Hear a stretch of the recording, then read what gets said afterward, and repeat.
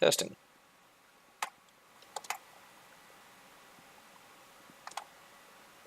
Testing.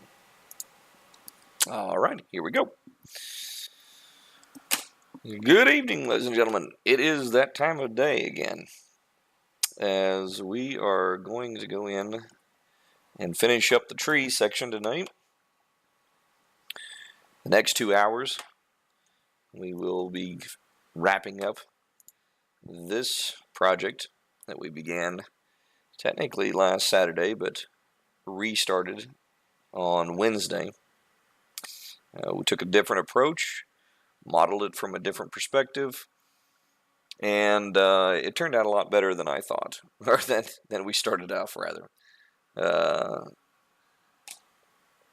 Right now, we have gotten down to where the branches are fairly where we want them, and now all we need to do is just take care of the base, get a trunk in, and then build the base itself that the tree will fit into, and get everything to scale. At that point, we put everything together as one item and get it ready for exporting as an STL file. And the STL file is a universal file format that, fortunately, very fortunately, printing companies decided to all keep universal. So you don't have to do any weird exporting to some strange format just to have it printing. In this regard, we're talking one exception is the MakerBot, which unfortunately they're the only ones that I know of that really kind of stayed. They went kind of against the grain of things, because just about every other printer uses an STL file. When it comes to MakerBot, they, for some reason, insisted on having their own software, and that software then exports into a MakerBot file. The MakerBot file is no different than an STL file. It's just their little silliness that they insisted. Some people like that, some people don't. But you're importing an STL file into their software and then exporting as a MakerBot file, and it comes out literally the same thing. But just about everybody else under the sun keeps it as STL file, which is just fine. Just about every 3D modeling program has that feature. You can see here under export. By the way, I did fix a little problem last week. We weren't able to see the menus. Now we can. If you go to export, this is 3D Studio Max, but Maya, Rhino, Cinema 4D, SketchUp, Blender, which is a free 3D modeling program that's very similar to 3D Studio Max. It has some differences, but it's comparable to it. But you can see among the choices of exporting files, STL is right there for Max. It's built into the system. You do not have to download any plugins. You don't have to do anything special to it. Blender has the same thing. So it's really easy to get this thing ready for printing when we get to that stage. But for right now, let's get this tree done. Back to what we were doing last week, we had put a turbo smooth on so that basically we can get an idea of what it's going to look like when we're printing this thing out. Keep in mind that when it comes to printing, it's not like a video game where you have to optimize your faces or polygon count to render, because we're not doing that route. We're going the other route where we need it to be as highly detailed as possible, and then the printer takes over and prints that. If you print it as a low poly, like something for a video game, although the style may be impressive or interesting, the quality is not going to be that good. And so you can throw caution to the wind when it comes to modeling face count. You can see right here when I push F4, it shows the wireframe along with the filled in faces. And you can see that there is a ton of polys just on this little tree. And we can actually add a whole bunch more if we need to, that's fine. But it will print in this regard, this type of smoothness, if you set the printer to, high quality. If, however, you turn off Turbo Smooth, then you have this jagged, rigid, unattractive looking model. And it will print off just like this. Very sharp edges. And it won't be very impressive when you get it out on the table. But we turn it off, Turbo Smooth, so that we can operate on it easier. And then at the final, we turn it back on when we're ready to print. It's going to make it a lot easier when we start making this trunk. So right now, what we're going to do is going to start off with basically a cylinder over here, and we're just going to place it generally. It's not quite centered, but actually it's pretty close. How close? I was pretty close. 0.27 millimeters by 0.13 millimeters off the origin, and I just kind of eyeballed that. That's not too bad. You do it for a while, learn how to do that. So we're going to put it down in the origin, and right now we're just kind of keeping it as a placeholder. And the reason is because we're not going to really start off necessarily building off of, well, we could build straight off of the top tree, but I'd kind of like to build a trunk first and then fuse the two pieces together. Mainly because I like to hide this top part, work just on the trunk, unhide the top part, and then fuse it together. But we make this cylinder here, and it kind of is more or less the same size. The only thing we want to keep track is the number of sides. The number of sides we've got here, if we go to our modifier tab on the right, it says we currently have sides 18 right there. And when we are fusing these two pieces together, we need to anticipate how many sides we need to get so that they're even. So it's easier to fuse vertices together. If you've got a square, or a cube rather, and you're trying to fuse it to a circle, well, it's not going to work because you got a smooth face on a circle and a flat edge on the square, on the cube. It's not going to work. So we go in here and just kind of look and see. We've got a vertex here, and technically we've got a vertex here. Everywhere that there's basically a turn, there's going to be a vertex. And what I mean by vertex, I mean by a dot. And this dot is basically an intersection of where the polygons come together. A whole bunch of these blue little dots. They're called vertexes or vertices. Vertex being the single, vertices being the plural. People mispronounce that from time to time, including myself. But we count, basically, we just kind of get an idea of how many vertices we have at the base of this. So 1, 2, 3, 4, and then we get to the next one. And it's all universal all the way around, so we just have to count 1, 2, 3, 4 vertices in this little section.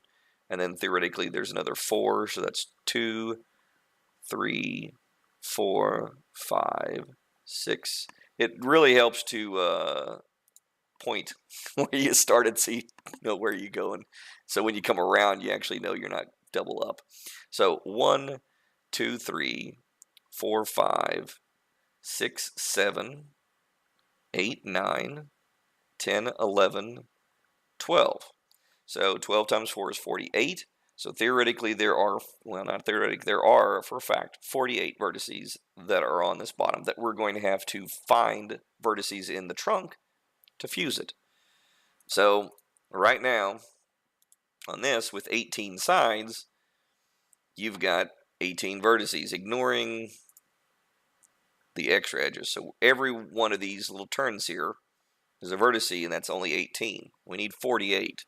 So if we type in 48, then theoretically there is a vertex right here all the way around this rim that matches one of the vertices up here. So if we fused vertices from this point, well, I'll show you right here. If we fused one of these vertices right here to, say, this one, then this one goes to there, that one goes to there, and so on, we will have an even number of vertices that will fuse on to each other, and we'll have a nice even piece between the two. It's really important that you actually do a little bit of math as you're modeling so that you don't have big gaps. Otherwise, you'll have, let's say, this one fuses here to this one, just for argument's sake. We'll fuse that one. And then let's say that this one already was fused over there. Well, then you've got this one extra straggler there. And you've got this gap right there. And that's not good. It's never good to have any kind of gap. You want it to kind of even out. You want to be able to fuse it all together. So we Control Z to get back. One thing I will say, I did mention last time about the Control Z thing. One of the nice things in 3D Studio Max and other 3D programs is that you have multiple undos, not just one. The program is extremely complicated, and there's so many steps that you can take. Each step is recorded in Max, including camera movement is actually recorded. Movement, selecting things, just selecting this is an action. And if I deselect it and hit Control Z, it automatically will back up and select that vertex again, because that's what I did just before I deselected it. So when you have every little movement, every little action covered, you need to have a lot of undos. And one of the things that we need to do is 3 things that we have to set up before we even begin this program, but I'm recapping for those who are joining us for now. Specifically in Max, and all of these have the same similar features, but in Max, we go to Customize to begin with, and we go to Preferences down at the bottom here. That brings up our list of all kinds of settings that can just go crazy and change all things into a really customizable program for you to use. But the only thing that you've really got to worry about is up here in the left. It defaults to a highlight. It's that common of a thing that really needs to be used. It defaults up here on the left to the number of level undos. Right now I've got it set to 20. I think it defaults to something like 10 or maybe even 5, something ridiculously low number. Now the more that you set this at, the higher the number, the more memory it's going to have to use in order to remember all of your backups. You can do this as much as 40, and if you've got enough memory to run this program, which, you definitely can't run it on a 4 gigs of RAM, but if you had 8 gigs of RAM, you could probably get away with it. 16 is what you're hoping for. That's what I've got, and I run pretty comfortably. And you can get away with at least 20. And I would recommend no less than 20 undos, because you'll start realizing just how many times you really need to go back farther than you want to. On the same note, while we're in the Customize menu real quick, when you're making 3D models specifically for printing, and this is nothing else, you don't have to worry about this ever other than just printing. Almost every 3D printer, it seems like, works in millimeters on the metric system rather than imperial, which is inches and fractions, things like that, like Americans use. It's much, much easier to set up your 3D Studio Max before you start working in metrics. Whether you like to use metrics or not, you find that it's no different than using imperial when you're doing 3D modeling, because really we're coming down to it, we're just building and sculpting. The measurements are just happens to be. In order to do that, it's under Customize. There's a system here called Unit Setup. You just click on that. But with Max, there's 2 things that you got to be really careful on, and I've blew this pretty much out of proportion. Yeah, who doesn't like metrics? Americans and right wings, pretty much. So in this regard, you want to set up your metric up here. I've got it already set up here. I think by default it'll set to generic units, which isn't very good. It's just random numbers, so you really don't have any value of it. But the other important thing is, and this is what I skipped on, is the system unit setup up at the top for Max. You've got to click on that, and you've got to change the system unit to metrics. to specific to millimeters. If you don't have this set up, if it's set up to inches or whatever, even if you have this set up to millimeters, the actual system is going to read whatever that was, inches or whatnot. So it'll look like you're working in millimeters, but really the computer will automatically convert to inches, and you will have your measurements a little bit off. Because, 2, 3 millimeters is not the same as a 1/4 inch or an 1/8 inch. It's just a tad bit off. So it's important to start off the program with that before you do anything. All right, let's get back to the fun stuff. Let's start modeling a tree. I'm going to bring in a model, and I've used this before for reference, but I'm trying to keep I guess I gotta merge it. I'm trying to keep a consistent theme of style, because in the Kickstarter that I'm going to be running, it's going to have multiple different pieces in the same theme. So in this one, it's going to be Enchanted Forest. There's going to be trees. There's going to be one that's going to be kind of a fairy ring, the ring of mushrooms. There's going to be like, well, in this case, there's going to be a little kind of dwarf house or gnome house, whatever you want to call it. Let's get this bad boy in here. I modeled this a while ago. People have already seen this. It's neat. I like it. And just a little simple house that's going to go in to the whole package deal. But you can see that the style of the tree with the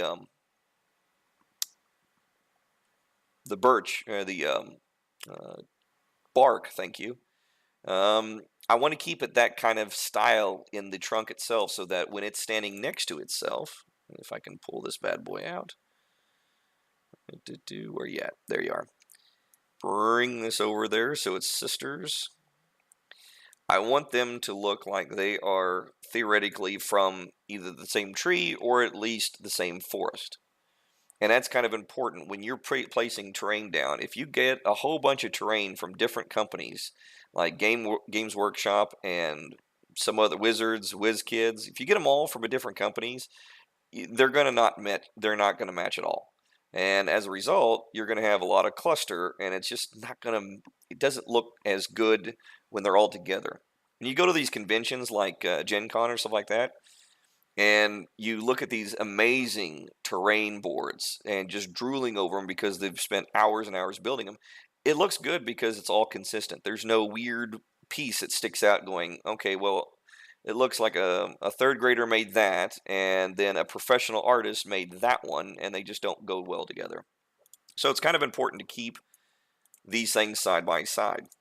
And so I want to get the same kind of idea with the tree trunk and the roots right there.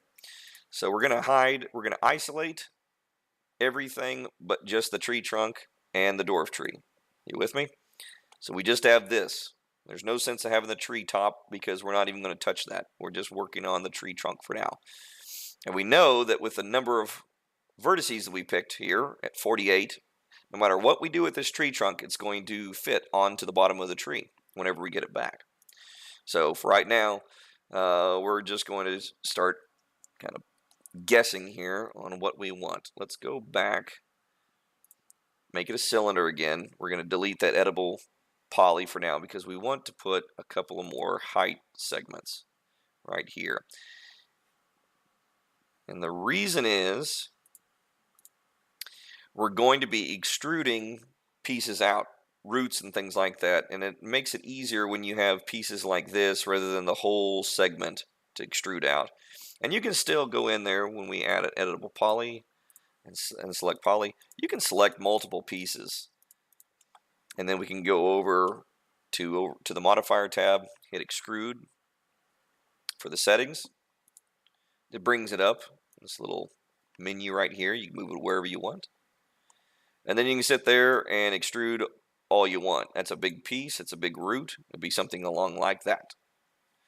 At the same time, maybe we want one smaller like this. It depends on the size of the tree, and since this tree is going to be about a lot smaller than that, because this is big enough for a house, this tree is going to be big enough to fit on a a 1-inch square, so it's going to be tiny. Think of this as a redwood, and this is going to be kind of a miniature pine tree. So it's going to all scale, because right now, if I drew a cylinder and made it about 12 radius, 25 height, and bring it down, bring it around to the front door. 25 millimeters is about the size of your average Mini. I mean, it varies depending on, of course, on the size, but you basically can set that right there and you know that it's in scale. So you want the tree, eventually we're going to scale that bad boy down to where it fits, to where it's going to be about the same size as him. That way, when he's standing behind it, it doesn't take up too much space. We can always change it, make the trees bigger, all we want. That's the nice thing about 3D Max and 3D modeling. So let's start out with bringing out roots. We're not going to worry about smoothness. Let's get that settings back out here. It automatically is setting it out because we have our settings. Set it to 30. And we can select whatever we want now, and it will pop out exactly how we want it. So if we want it to be kind of a, see how it's a sort of a tier step on these pieces? We're going to do about the same thing here. We can start it out to where it's kind of a pyramidal shape. And we'll start out early because I like to put these little ridges sort of where the tree kind of healed before it sent out a root, and then it kind of made another root inside of it. So I like to put these kind of a berm type things on them. So we do that to begin with. Bring it in, I don't know, doesn't matter. 7 millimeters is fine with me because we can always change it. And then we can hit this plus button. I like this part. In that tree, there'd be at least 4, but no more. If there's anything more, then they'll start hanging out of this window right here. So 7 millimeters, what do we want? But we want to add a little bit more. You can push this plus button, and it will increase. It will jut out another 7 millimeters. Whatever you have set up there, it'll put another 7 millimeters. Now, conversely, once you have it set at 7 millimeters, you can actually type 5 and right click over to the one side, and it will shrink it down to 5 millimeters. You can increase it, decrease it, whatever. So you can put it at 5, you can put it at 10. Let's make it like 15. And then the next section, after we hit plus, we put it back to like, I don't know, 6. Do it again. And we're basically, what we're doing right now is setting it in increments.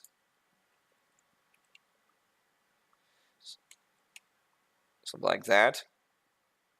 And then we'll go ahead and we'll start lowering these down so it tapers slowly down, but we're anticipating that. So we're building segments as we go, knowing that, and you got to visualize this as we're going along. So you want to have this kind of a bump out earlier, and then you want the next section to be down lower. So you put a little segment there so you can lower the vertices down, and then you want to keep tiering down farther and farther. So each time you want to lower the vertices, you want to make a little segment, a little additional extruding, something like that. And then when you're all done with it, you push OK. You don't even have to worry about if you put enough out there, because you can always come back and extrude, select these polys and extrude them again. It's no big deal. So for right now, we're going to start out like this because, again, we're just kind of experimenting here. Sometimes we don't like this, sometimes we do. And we're going to see what we can make up with it. So now that we've got that, let's go back to vertices. And actually, I'll tell you right now, I already made Now, if you can call it a mistake, I've already made a mistake. The reason is, if we hit F3 to go to wireframe to select just these pieces, keep in mind, like I said, I wanted to have this kind of a ridge where it comes down and then it goes around, but I wanted to have this little ridge right here.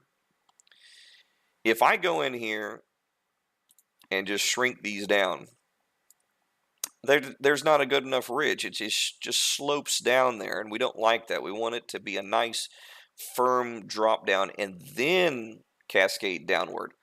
So in order to do that, we've got to add another segment and butt it up right against that segment so they're right against each other. And that way, when instead of, if we select these, instead of moving these down to have this kind of a slope here, it'll be that slope will be much tighter if we had another one right here, another segment that goes along here. So let's do that. And it's easy to add more segments. That's the nice thing about this thing. Hit F3 so we can actually see what going all the way through this. And we're going to drag and select just these segments right here, because we're going to add the segment inside these pieces here. You want to make sure that it's just these segments. If any other segments is selected other than these right here that's in between this row and this row, then the segment that we're going to add goes haywire and you lose control of them. So make sure that they're all selected. Turn around and look at them from all sides. And then to add segments, you add the connect button. It's over here on the right in your modifier panel. You want to go to settings instead of just click connecting, because you can do more than just adding one segment if you click the settings button. It gives you more options. It automatically by default adds that extra segment, and you see how it has switched from the horizontal segments to one vertical one. It splits it, is what it does, is the connect tool. And the nice thing is you can go in here with it being under the settings. You can actually change the number of segments that you make. So you can actually increase this as much as you want, decrease it down to 1 if you want. If you had just clicked the connect button, it would have defaulted to just 1, and it would not give you this option. So the segment one is really nice to have. Furthermore, since we just want 1 for now, we can use these 2 individual sections underneath it. What the one underneath this one, the middle one, what that does is if you have multiple segments, this allows you to get them to closer together or further apart. The lower one, regardless of how many segments you have, will shift it in one direction or another. So that if you want it to close to this one on the right, which is what we want, we can move it to 90, just guessing, and we can click on OK. That way we don't have to move it ourselves, it's already there. Now, we can go in here. Oops, don't want perspective. I want F3 so we can see through this. I don't want anything but just these pieces. We're going to leave these 2 right here untouched. Why? Because we're going to start moving these vertices down to like this. We still have our slope. So if that's the case, then we want to go back, and we do want to select everything we've got here plus just this first section. Make sure it's just the front, not the back. We're just selecting vertices in the front.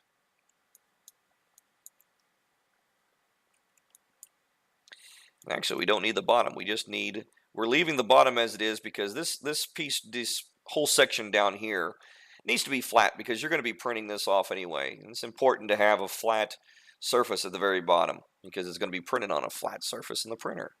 So leave that all flat as it is. Now that we have all these pieces selected, we can begin by holding just the Z axis, nothing more, and we're going to be going downward so that it now has, you can see the real nice segment right there.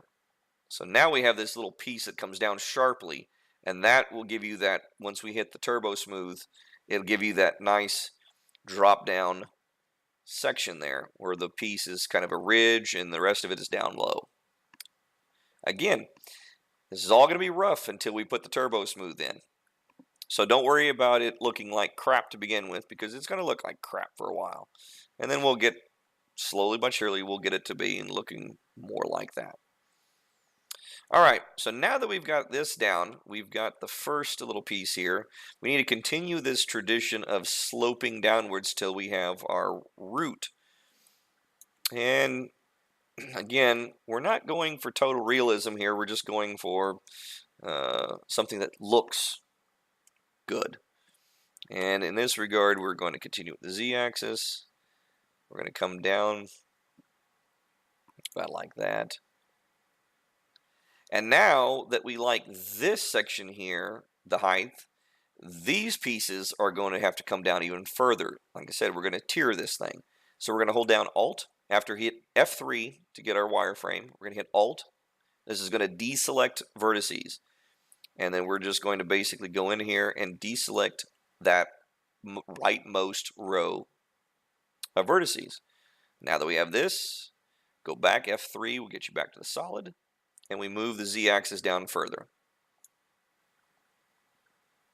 If we don't like how it's sloped down, if we want it to slope down even more, we can do that by selecting all of these vertices, not just the topper ones, but all of these vertices. And what we're going to do is move to T for top, F3 to go to wireframe, and we're going to basically move all these vertices closer to this row right here so that it's a tighter slope. And we can do this by making sure that both the X and the Y is highlighted on our move axis. It's done that by yellow. And then we just kind of eyeball, because we don't have to be perfect, it's a root, and move it in a little bit closer. Hit P to come back to perspective, F3 to come back to the solid viewing so you can actually see what's going on. We can see that it has sloped down just a tad bit more, which is what we want. We're going to move back and forth from F3 wireframe to solid frame. Just remember F3 in the future. We're going to deselect all of these vertices that were on that row, and we want to deselect actually all of these vertices down below, because we're pretty much at this end here. We're pretty much at the height where we want the root to end, because we don't want to end it just on the ground. We want it to have a little bit of height to it. So now that we just have these, we're just going to continue on down so that it continues, and then again Alt to deselect. So now that we have the last little piece here, move it down. And now that we've got this little piece up here, it's still this little rigid. It's really high up there, so we need to bring this bad boy down again. So just bring him in. And now you've got kind of a gnarly, again, it's going to be more like that. It's going to have a kind of a high sloping root system that goes down. Now, one thing we can do to kind of clean this up a little bit so that it doesn't have quite the blunt end on this piece here, because it's going to be a wide root here. If we want to narrow this piece up a little bit, go to the polygon section over here in your sub object selection screen in your modifier panel, and we can select this central poly. But we don't want to just move this poly, and we don't want to move all the other polys in increments so that it tapers out, because we're hoping it to be basically kind of a V section, if you will, to kind of point it out, taper it out. What we can do is we use that soft selection tool that we used last week, and it's over here. By default, it's minimized. It's in your modifier panel. We click it so that it expands. We turn it on, use soft selection, that gets it going. And then you can automatically see the sort of color spectrum. The rainbow is showing you the intensity of the pull that it's going to do if you pull this axis out. And the brighter the color of red, the more it's going to pull. The color of blue, the cooler the color, the less it's going to pull. So it tapers. So if we have this much, we can stretch it out, and we might get lucky, and then it could actually be just what we want. And sure enough, we can, because all we're doing is just pulling it out. And again, we may bring all these vertices back, because it's going to, we don't want the root to be just so far out there it's going to trip the next person coming by. We just want it to be in general vicinity of what we want. So right there looks like it's okay. Again, ignore the perspective of these two, because we're going to be scaling this thing down once we get to that point. But for now, we'll leave it as is. We can pull out the bottom piece if we want to by lowering the fallout over here from 20 down to, let's say, 8-ish.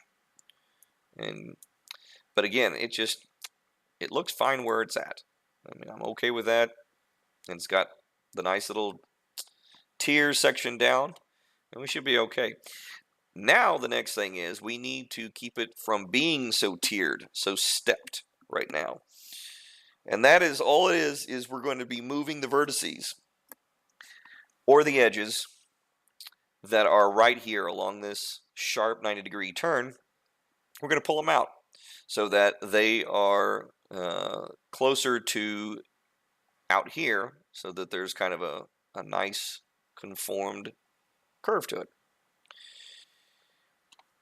One way is you can use vertices. You can go in here. We need to turn off soft select, because that's not going to really work this time. We can go in here and select all of these vertices that are on this ridge here, just the ones that are in the 90 degree. We want to leave this one alone because it is where it needs to be, and everything is going to come out and then curve downward into this piece, this vertice right here. So we can leave it as is, and we can use our axis here. And we want to make sure, and the problem is we're not quite on, see how we're kind of at an odd angle? You can see how the x-axis and y-axis are still at 90 degrees. It's not going to be, I can't just use this y-axis and go this way, because it's going to make it look, it's going to go down in one direction, but then not the direction we want. So it takes some finagling. You basically have to go left and right, or use one of these in between axes until we get it to the right location. If we were doing something that needed to be specific, like architecture or engineering, then this would be a problem, because we can't just eyeball the movements. But since we're doing 3D modeling for printing for terrain, we can do anything we want. So we just move this thing up, and it looks fine. Well, we need to make sure that we're doing all right, and see how we're kind of moved out a little bit. Let's hit T for top. And actually, I'm going to back it up, and I'm going to go from this perspective instead. Top seems to be a little bit easier. I can actually see both the directions we're going. We're going to use the X and Y, so it's both illuminated with this little box here. And we're going to try to keep this vertice right here as close as we can to the body, and then pull it out. We're looking at about halfway or so. And just kind of, like I said, you're just eyeballing it right there. Hit P to come back. And see how it's a little too low, but it's kind of in the right direction? Well, that's when we hit the Z-axis and bring it up. Just like that. Now we've got a little bit of a little piece here. You see how there's, if we move over here in this regard, you see how this is one polygon. If we click submit sub object and select this polygon, see how this is kind of a definite wedge. That's not good. We never like wedges when it comes to polygons. Triangles need to be in this shape. So in order to do this, like we did last time, we have the cut tool. With it selected, hit S, get your snap on, and we start off making sure that it's at one edge. Click it, come over to the other edge, click it. And that way, right click twice, and you deselect the cut button, and now it's cut. And that's 2 polygons instead of 1, which is what we really want.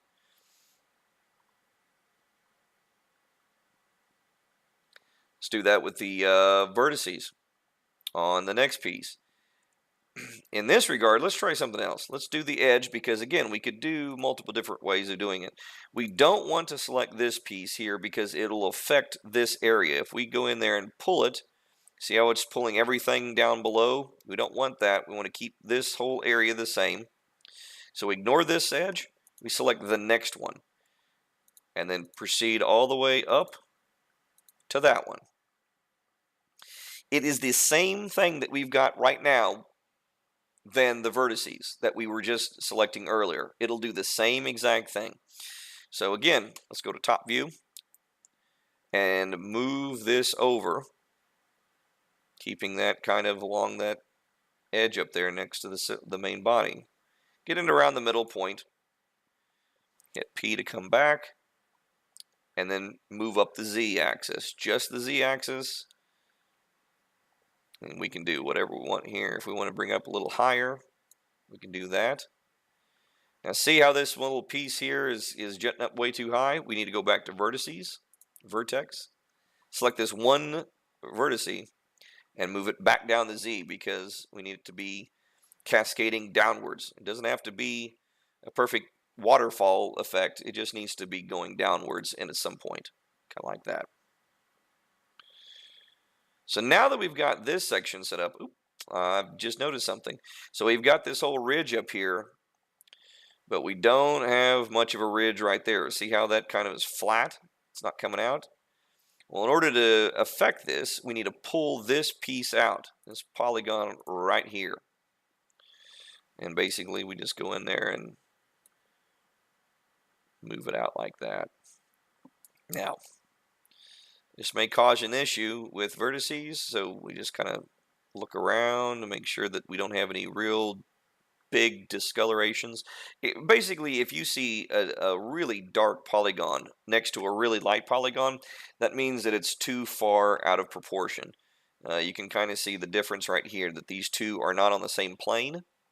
So basically, if they're bent a little bit, you can kind of see right here, it's just ever so much of a wedge right there. We can get away with that. They don't have to be completely flat. But if it's basically, if you go in here and see how this piece is really getting dark, that's what you're wanting to avoid. So you want to keep it close to the proximity of the plane, but you don't have to keep it just perfect. So there you go. There's a little piece, and that's just 1/2. To save some time, we're going to do both.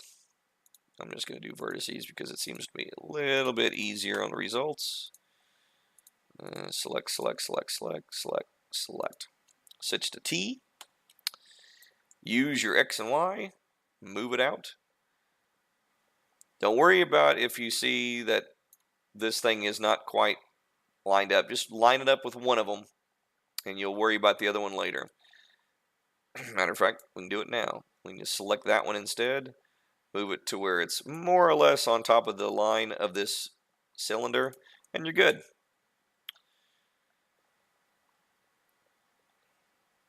Something like that. Now, because I deselected it, you probably should have waited until after you moved all these vertices up to do that, because now you got to go back in and select these again.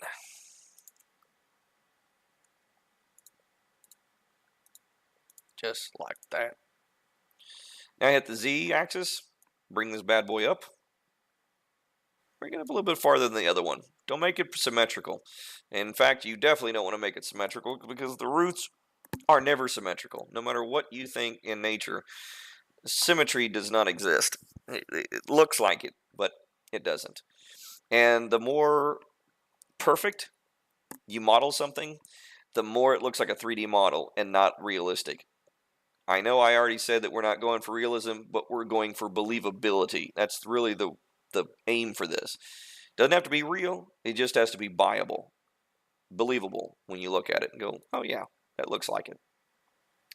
Again, we got this vertice that's jacked up too high. We can just move that down like we did the other one. We got a root, just like that. We got a little bit of discrepancy right here. It's kind of a weird wedge shaped here. Let's move that down a little bit. Alternatively, we can actually move these pieces up just a tad bit. And we got it going. Look right here. We've got really sharp edge. And again, remember, we just don't want stuff like that. You can do one of two things. You can either cut it, like we did earlier, right there along that edge, and make them 2 polys.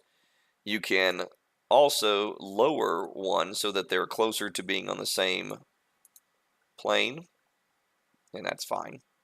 There's nothing wrong with that either. In fact, I'll leave it like that. There's one right here as well. Basically, again, you're just looking for ways of making it less of a wedge. Some things you can get away with, sometimes you can't. Just moving things around, stuff like that. Let's save this because we have not saved it in a while. I'm going to show something that I couldn't show last time. When we go to Save As, I do 2 things. I save multiple different versions of Max as I go along. This allows me to backtrack in case I really screw up and I need to go back to a previous state. I make multiple different versions as I go progressively. A really easy way of making a new file with just the next number, if you've got any kind of number here, over here there's a plus sign next to the save button. All you got to do is push that. We were on 06, and now after it saves, look at the top here where you have the name of the program, Forest 07. See where that is? So now it automatically just made a new number. And that makes it real easy, so you don't have to accidentally override things and things like that. One last thing, we need to expand this out. Go to T, run it along there, get it as close as we can, something like that. Now, one thing as a pet peeve, again, don't like polygons that are faced like almost a triangle. I don't mind if they're perfectly a triangle as long as there's 3 vertices, but when you have 4 vertices and it's shaped like a triangle, I've never really liked those. They don't seem to work very well. You can get away with it sometimes, but not always. So I just very simply go to my cut tool, cut, right click, and cut it into 2 polys. It's now 2 separate polys instead of 1. I do the same thing over there. Whenever you're cutting, by default, you're going to have, depending on the line, if you're on a wedge, if you're on the edge of something, you're going to have the cursor extend like this. It's going to become horizontal. If you're on a vertice, it's going to look more like a tight crosshair. If it's on nothing, it'll be a box. And you never ever want to cut when it's like this. With this icon, with this box, that means you're going to be cutting somewhere in the background, somewhere in limbo land, and it's not actually cutting on anything. So you always want to make sure that the crosshairs go tight or elongated like that. Simple way of doing it is hit S, and then you can know that you're snapping to that section. All right. That's one tree, or that's one root. Let's make a small one. Let's make a happy little small tree root here. Actually, I don't want that many. I just want this. And we're going to extrude it. Again, I kind of want that little piece there, kind of a bump or something like that. And since it's going to be smaller, let's make the piece actually bigger. So we'll make it 12. And then the next piece, we learned our lesson the last time, knowing that we need to have one right up against it so that we can make a smaller drop down so we can have that nice little bump down. And then we add another one. This one goes back to the same length, normal length. And that looks about fine. And this is going to go not as far as the other one. So we're going to shrink these down like that. Something like that. All right. First things first. F3. Select just the top. Select just the front of this. Holding down Control and dragging, and that allows you to select more than one vertex at a time. Much like Alt being the one that lets it deselect, Control selects it. So now that we got them all, hit downwards we go. Let's make it really big this time. Let's make it a huge drop down. That's what I like about making stuff like this is you're not going to go wrong with it. It's just going to be part of it. All right, deselect, Alt, drag. At this point, let's deselect this front section because that's low enough. And let's deselect the lower section of the back. So we just have these two pieces up here because really the rest of the root is just fine. That looks good. Select the bottom. Something like that. You guys still with me? You're waking up? All right. Let's see. Let's go to the next one. Select these vertices. Again, we're not looking for anything crazy, just making it auto save right down here in progress. It's something nice to have every now and again, in case you screw up again. It does crash. This program has a tendency of crashing quite a bit at just sudden times too. All right. And do we want to go up with that front one? If we do, we need to select just that side. Let's bring it up. Yeah, it's good enough. Let's do the same thing for this side. I don't want the front this time like I accidentally selected. I don't want this vertex like I did there because I want inconsistency. I want chaos. Oops, we haven't even brought it out yet. So let's go to T and move it out. About halfway is what I've been going on. It's not that bad. And then the Z to pull it up. Something like that. Not quite that high. There we go. And bring this one back down a tad bit. And then we've got this little piece. It's too much of a wedge. We can bring it up if we wanted to. Something like that. Now, if you wanted to make it so that they come out more, see right now I've got kind of a hard edge right up against these sides. You can flare that bottom out if you want. And all you got to do is just basically select, not that piece. Select just this piece on the bottom. Nothing else. Don't worry about. Hit F3 to make sure. Don't hit any of these vertices in the middle because it doesn't matter because we're stretching the edges. We're going to pull those things out. So anything in the middle needs to stay put. It's just going to be the bottom part. Hit T so we know where we're at over here and go to the scale button. It's up here. Go to the scale and then we want to make sure that it's selecting on this triangle, not the Y, not the X, but this triangle so that we're doing a uniform scale.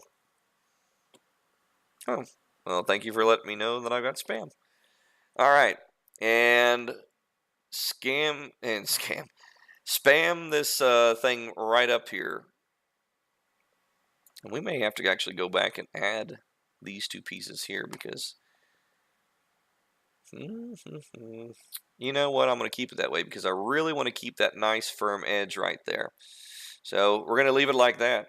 So now it basically, shoot, let's go ahead and look at it, what Turbo Smooth looks like. See how it kind of has that bump out? We're going to tighten that up a little bit in a bit. But for now, we've got a nice little root right there. Nice and big. Anchor point. The nice thing is about this is that the root system in itself is a stability for the model itself. It allows us to go in and not have it fall over. Now, having said that, this bottom piece here is going to be that bottom cylinder that juts into the base, the actual grass base that we showed it in a previous week. And that itself is going to be stable enough. It's not going to fall over because that peg is going to be in the ground. But it is nice to have these things in there. It just adds a little more stability. And if anything, it looks like it's more stable that way. Let's turn that turbo smooth back off. F4 to get the wedges on, just like this. 4. And we go back to this. We push this piece up. Let's go with vertice. I'm going to stick with vertice here. Did we already do this? It looks like we did. We sure did. All right, so it just looks a little bit more lopsided than that, but that's okay. Let's pull these pieces out here. We'll just stick with vertices for now. Again, this thing, you can do polygons. You can pull this polygon here if you want to and pull it out. You can do edges and pull it out. You can do vertices. You can pull it out. I'm just going to go in like this and pull vertices. I find that vertices tend to feel a little more like I'm sculpting rather than polygons, which is more blocky. And kind of like that. I may want this to come down a little bit. I may want it to go inward a little bit so it's a little steeper. Oh. More like that. Here we go. Autosave. Done. All right, let's flare these bad boys out on the side just like we did on the other one. And this time I am going to flare this piece out. This piece right here. Again, it doesn't really matter. Just want to have a little more inconsistency when I'm doing stuff. Let's see. That way we don't want to go. See what happens when you do it that way? When you grab this little bar here, these pieces go inward. Let's grab this triangle here. Oh, it does the same thing. Yeah. Sometimes it happens that way when you scale. And you just have to make adjustments based upon it. It's where we want it to be, except these pieces in here. No sweat. Go to T. Just select these two pieces. Actually, just select one at a time. Just move them back to where they were.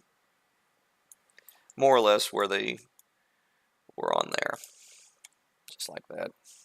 No sweat. See? I don't like these edges right here, these corners. They're too sharp. It needs to be rounded. So we just want the X, we want to go to T again. The XY, just want to bring it in a little bit. Bring this one in as well. That way it's rounded. A little bit blunt right here too. Let's pull that out a little bit. Something like that. Bang. Let's go save. We can override the previous file because we haven't done much. So click the save button. And we save in 07. I find every single time I save, I lean back in my chair, I stretch every time I save. And that's something that honestly we don't even think about because we're usually hunched over, we're staring at the screen for extended periods of time. And this program becomes intensive. You find yourself forgetting that you're hungry at times. You forget what time of day it is. I'm not even lying because this has happened to many of us, all of us, that get into this stuff. And we forget that we haven't moved even more so than video games, playing video games and things like that, because we're barely moving a mouse.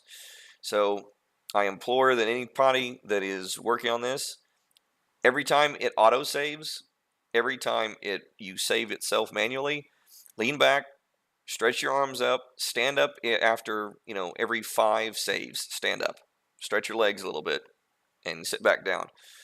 It's incredible what this program can do to you.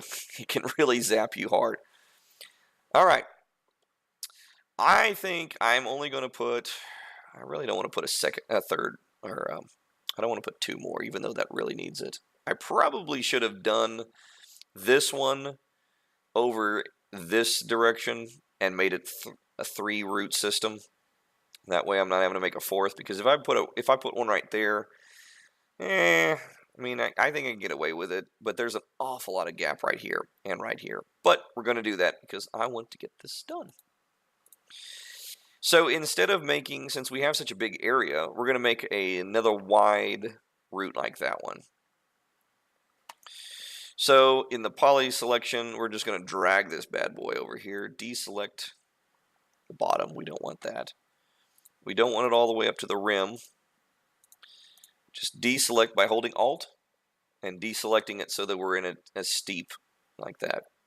It's a few more than that. We can actually go in there and add it to be even wider. Something like that. That's going to be a really wide route. And it's fine. Hit the Extrude Settings button again. And that brings up our menu. This time we're going to bring it out to about the same as the first one, which was about 7, I think. And at this point, we're going to bring it out again, but bring it back so that it's close, so we can use that later to make that little bump. Hit the plus sign again, bring it back out. Hit the plus sign again, and one more. And it should be more than enough. Hit the check mark. Now we go to town again. Same thing, different route. Select all the top here. We just want to select just these front pieces. You can see it's easier for you to see where I'm selecting, but I have a tendency of selecting wireframe a lot easier, because then I can see, after doing this for so long, which one I need to see, which one I can tell the depth just by looking at this. So in this regard, we're going to do it. We got all of them selected. We're going to bring them all down with the Z-axis. Just bring it straight down. Easy like that. You can bring it all the way down so that these vertices here are ready to go. You can bring it as low as you want. If you want to bring it tight, you can. You can always bring these pieces up. Hit F3, Alt, deselect. That way we have those all off. The rest of these pieces here, I mean, you can do whatever you want, but I think for now I like the height right here. So I'm going to deselect this ridge on both sides. So I just have the inner pieces. I like this drop down here, so I don't need any of these pieces anymore. So I really just need these 3 rows here. And all we're working on is just getting some height. Oops. Want to deselect the bottom here too, because we are really low as it is. There we go. That's better. And then we move it down. There we go. That's beautiful. Oh, autosave, stretch. There we go. All right. Deselect this back row and just keep tearing it down further and further. If you want, you can hit T and move these bad boys back a little bit, like that. We'll work on that little piece later. Deselect the back row. Now we've got just this one row here. We don't need this bottom either. We just need this top row, because again, we just need this little section here to be a little more curved. And that's Pretty simple like there. You could even move it up like that. Have it drop off pretty sharp. Pretty sweet, huh? Yep, I thought so. These piece, actually it's just this piece right here. This piece got away from us. It should have gone down, but I had it selected in the wrong section. I guess I had it not selected, so it didn't come down. So that's why it's important to always double check your vertices whenever you're selected, right before you move things. Doesn't hurt to just spin it around a little bit. Look on both sides, top, bottom. It's 3D, so you're gonna have to come and look at it from different points of views. And that way you know that you've got everything you want selected. Otherwise, you have accidentally selected one there in the background. Doesn't look like I have. If I line it up perfectly, looks like I've got only one vertice selected. I go in there and move it, and I'm like, oh yeah, that's fine. It's exactly what I'm moving. But little do I know, I've got this one in the back selected as well. Don't want that. All right, let's smooth these edges out. Let's do the edge this time. I haven't done that in a while. I'm just going to select these edges and bring it out like this, bring it up like that. And something like that. I do want this to be a little smoother. Way too 90 degrees for nature. Nature does not like 90 degrees very often. Gotta flatten out that section right here. Select the vertices. Ooh, yeah, that was really far off. And bring that back. Bring it down. And bring it up a little bit, that's fine. Bring this one down. Bang. Bring it in. There we go. Good enough. We can slope these a little bit if we want. Just a tad bit. No need to bring them in too much. Bring those in. And bring this in too, why not? We haven't actually done this section on the left, so we need to do that now.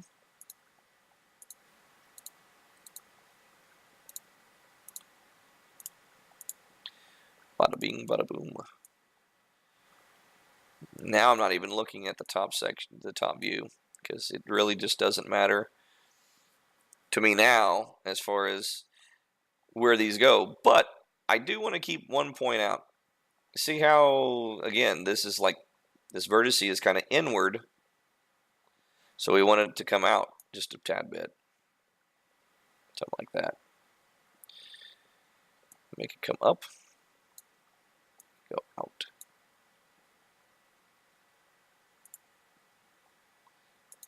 And bring that one down like we did with the other ones.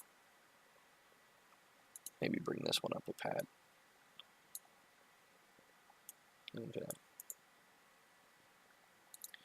Get rid of that dark polygon. There we go. See how nice that gets. We want that all consistent to be a nice blue color. Same way for this one. Too sharp. Bring it on in. Too sharp. Bring it on in. Now we got this whole section in the middle is just simply too flat. So now we get the soft selection tool will come in handy here. And that's when we select actually all of these. Because this is going to be the whole pinnacle of it. This goes all the way down right there. Go back to soft select, expand it by clicking on it. Auto save, stretch a little bit. Click on use soft selection. And you'll see a little bit of coloration on the edges to show you what it is. You can experiment. A lot of times I will experiment by just moving this up to see what it will do with soft select at this point. I'm not really liking at all this thing coming up, so we're going to back up, Control Z, deselect that section. And I don't like how little it's pulling up. I want all of these to be pulling up. So we need to make it, the fall off over here, higher strength. And again, we're just experimenting, seeing what it looks like.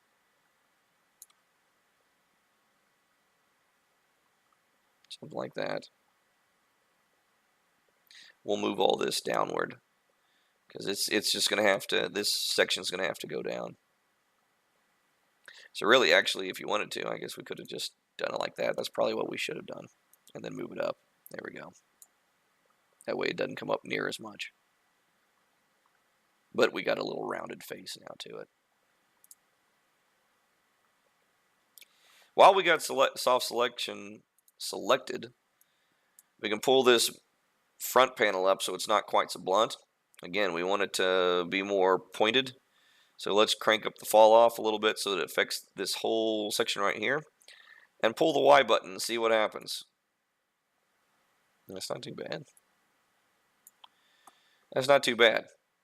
But it left a couple of these pieces out here, these two pieces. Let's turn soft selection off because we just want to move just these sections that we have selected. Turn it off so it's just them. And we use the scale tool and we can actually move these things inward if we just use the X axis. It'll pull those things in. That way we got a nice curve to it. Weird looking root, but that's what it is. And now we've got 3 of them. All right. So one of the things we need to do, we've done a tremendous amount with this one edit poly. And I usually don't go this far with just one edit poly modifier because let's turn this off. And that's what we started with. Just the cylinder. Turn it on. That's how much work we put onto it. So now, even though we've saved it as a separate file, we still want to continue saving our butts. It's all about saving our butts. And so we put an edit poly on top of the edit poly. That way we can do things to this one and it will not affect the roots that we've already done. We can also save it as, hit the plus button to save it as 08.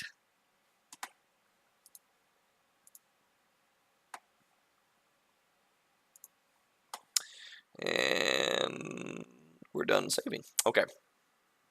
Don't forget to stretch. All right. So now what we're going to do in the next step to wrap the stem up thing, we need to make this whole trunk so that it's tapered, so that it tapers inward, because we want this top to be smaller than the bottom, because a tree realistically starts wider at the base so that it can, the roots are really what's holding it down, but it does seem to have a tradition of being wider at the bottom, narrower as you go up. And that's what trees like to do. And so we're going to taper this. We're also going to tighten up this little section right here. As we saw earlier, it didn't quite have that sharp turn on from here to here, so we'll do that second. So let's do that. Let's do the tapering first. One way we can do it is seeing if soft select will actually work. So we can select the top here, turn back on soft selection. But the important thing is we're going to make the fall off darn near everything selected. And the reason is because we really want, when we shrink this bad boy down on the top, we want all of this whole thing to shrink inward in a nice smooth area, so it won't go so straight up. It'll go inward like that. So again, we're experimenting here. So we're going to choose the scale tool and we're going to see what happens here. Maybe we get lucky. All right, so you saw what happened there. We didn't have the edges of the root system selected, so it basically shrunk the inner part down a little bit, which was nice. Didn't shrink it all the way, but we did it enough. And then it kind of stretched these roots out further, so now they're actually longer than they were. To me, it doesn't matter. It's all going to be shrunk down, so I mean, I'll just leave the roots that length and then move them, worry about them later. But I want to have this to curve inward a little bit more than this, because now it slopes in but then straightens up at the end. And to do that, we need to turn off soft select. So it's just going to affect this top piece and scale it in like that, just a little bit. So we got that. Okay. All right. So next thing is we need to tighten up the knots that we have in these roots. Again, once we go over to Turbo Smooth, just to kind of get an idea of what's going on, we still got plenty of work to do on getting it tight on the tree itself, so just ignore that. But specifically right here, even if we crank up the polys just a tad bit, it's too smooth right there. And we want it to be nice and rigid, right there on that side. So in order to do that, we've got to tighten up by adding segments to either side of this segment here. Because basically in Turbo Smooth, whenever it smooths it down, it will try to add polys, but it basically pulls almost, if you will. It kind of pulls from this point outward to the next segment it has. So if there's a segment here and another segment way over here, what it does is it tries to pull and make a curve between three segments. Now, if you have three segments right here, one on this side, one on this side, and one in the middle, then that curve is really tighter because it's only between those three edges. How do we do that? Very, very simple. We do the connect button again like we used earlier. We go to edges. Here's a neat little trick. If you're modeling correctly, if you're making a clean model, you can actually select one of these edges, and because you want to select all of the edges that go around here, you can actually go over here into your modifier panel, and there is a button called loop. And what that does is it's going to select a loop around end to end all the way around. It loops it. Alternatively, you can select ring, which is right next to it. And what that will do is we'll go auto save. It will go the other direction. It'll select the segments in a straight pattern rather than end to end. It's side to side. Ring does it that way. Loop makes a loop. Think loop, loop-de-loop. Makes a loop like this. So now that we got this, we want to make sure we do it for all of these because we're going to make the same edge on all of these. So we will need to keep it that way we save time. So we need to go close, click on soft select, and that way it closes that, it expands it so that we have more real estate because we have so much panel crap area that we've got to keep it as available as we can so we can easily get to stuff because we only have 2 columns, and I have 2 columns here, these 2 panels here, because my monitor is big enough, but by default it's over like this, which to me drives me nuts because there's just too much that I've got to hunt for. And even though it gives me a little more real estate in the screen, it gives me less room for the panels and things like that. So I tend to pull it out like that. And that gives me more than enough. I can see both columns of all of my tools in one glance. And it's a lot easier to get to instead of having to scroll. So we're going down to connect, which is that button earlier that we went to add segments. And we're going to click the settings button this time.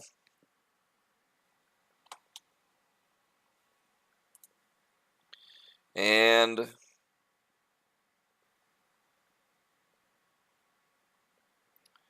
get in here. And right now there are, oh, did I do that wrong? I sure did. Click on the X button to get out of here because it wasn't connect that I was thinking of. My mistake. My mistake. Click the S button. Now we need to do extrude. That's the difference of the two. Connect is when you click on segments and it slices the segments into two. It slices down the middle. Extrude you click on the setup button to the right of that. Extrude splits an edge like that into 2 edges on either side. Isn't that pretty cool? And then you can adjust the height of the middle one by going out or in. Ooh. In this case, we want it to go in because we needed to have like an indentation to where this thing kind of has a lip to it. And that way we have it. And see how we selected on all of them? So they're all the same. It's important. That way it keeps it kind of consistent. Saves time too. Click on OK. Deselect the Edit Poly, and then let's put the Turbo Smooth back on. And you can see now, it definitely has that nice little bump out, which again, it's consistent to the other tree. And for me, that's really important because I want to keep everything kind of looking more or less about the same, fairly close. I want it to look like they're all a part of the same set. So they all kind of look like the same forest when they're playing on your tabletop. Now, a couple of things. One, these roots are too smooth. We'll get to that. Two, this trunk has a really weird top to it, and especially a bottom. You see how it kind of has ridges and ripples and things like that? Well, we need to get rid of that because that's just not going to work. That isn't flat. You can actually see it's not flat at all. And we need it to be flat. So let's turn back off the Turbo Smooth. And it looks like it's flat. I mean, it seems like it's flat to me. I mean, even when we go in here with the polygon selected, I mean, that's flat as a pancake. The problem is, again, it takes basically one side of one poly and the next poly at a 90-degree angle, and it tries to smooth, it tries to round out the edge. It tries to make all the edges rounded. And just like we did up here where we have to put segments on either side to tighten that up, that's what we do. So in this regard, we're going to try to go F and see how there's just all along this bottom here, it's just not flat at all. We need this all to be flat to begin with, and it's not gonna it won't be the easiest in the world, but we can get it done. Important to go to vertex because that's what we're going to be selecting to begin with. And the object here is we're going to select just the vertices that are along the bottom of this tree. All of these down here below. The problem is that when we select and zoom in, they're not flat anymore. Some of these vertices are above the others, even though we're looking at it straight on orthographic view, but you can see that the vertices are actually above it. Kind of actually makes it look three-dimensional from an exact side. That's not what we want. So we need to select only the bottom row of these vertices of this object. And you may have to go in there and select from different views. We can go in there and try for now and select just across there like that, but I guarantee that's not the bottom. And so we go to perspective and we start looking at our vertices that we have selected. For instance, there is no need to have a ridge on the bottom. This ridge here was caused because I had the whole loop selected, when in fact I didn't want to have the bottom part. There's no need to have this ridge in here. It's on the bottom. Who cares? It needs to be flat. So we'll have to flatten that alongside flattening the rest of this bottom part here in a second. But now let's go back, focus on one thing at a time. We're going back, selecting everything. Actually, we don't want to worry about it. Take that back. Yeah, we can. We can actually flatten everything together. So go ahead and select the top pieces of this mistake that we made, this happy little mistake. Like that. Because we're going to flatten that out anyway. Okay, so here's a piece that I was talking about. This piece up here, we're not going to be flattening out. These are going to stay where they are. So deselect that with Alt. We just want the bottom piece. Just want the bottom piece. Oh, here's another piece. Here's another 2 pieces right here. We don't want this piece up here or this. We're not flattening anything above it. Here's another one. Here's a whole bunch right here, actually. All of this section here. See all these red pieces here? We don't want any of that. We just want the base. It's all about the base. Yes, I said it. All right. Let's take one more trip just to make sure. It doesn't hurt to take a couple of trips. See, missed those right there. I would have had those there. Doesn't look like there's anything. We're basically, I'm looking at this edge right here. I'm keeping an eye, and my eye's following along this line continuously. I'm ignoring everything else and just following this line here as it goes.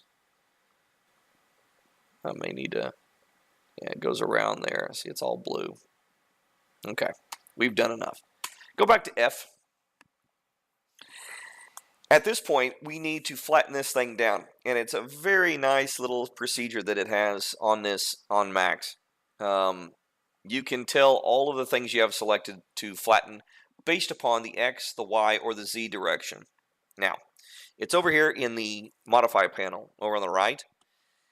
All the way to the right, you can actually see it. And I usually just look for the X, Y, Z, and that's how I can find it real quick. It's these 3 buttons that says X, Y, Z. It's the only ones that you can see X, Y, Z over here. These are going to be telling you in which direction you want it to be flattened. If we push the X button, it fuses them together in this kind of vertical piece like that. And that's not what we want. So we hit Control Z to back up. Y doesn't seem like it does anything. You clicked on it, nothing happens. But if we go to P and look and see what happens, it did similar thing, but now it did it to the other direction. Kept it on there. So if you, and that's important because if you're on the F, that's why I like to use perspective view a lot, because then I can see all different depths and things like that. Because if you keep it on F for front and hit that Y button, you don't think it did anything, but it sure did something. It moved it. And if you continue on in this field of view, in the frontal view, for like several different iterations, you are screwing up your model and not even realize it because those pieces are all fused together in a different view. You won't know it till later on. Maybe it's too late. So I like to go into P just to kind of see what I'm doing. Z is the button you're actually looking for, but I want to show you in F so you can actually see it come down. Watch this. When you push Z, comes to a nice flat angle right there. Looks pretty sharp. And then that's what we want. Then, to make it even further, we want to right click on the Select and Move button up here because we want this all to be on the 0 axis, and right now we've got it the 0 axis is way up here, which is why because we had the treetop, if you recall, we had the treetop set to 0 axis, the origin. This trunk is below it. Well, it's fine, but we really need to put that, this base part is going to actually be on the 0 axis, and then we can put the tree above it. It's easier that way, just to kind of keep everything in consistency.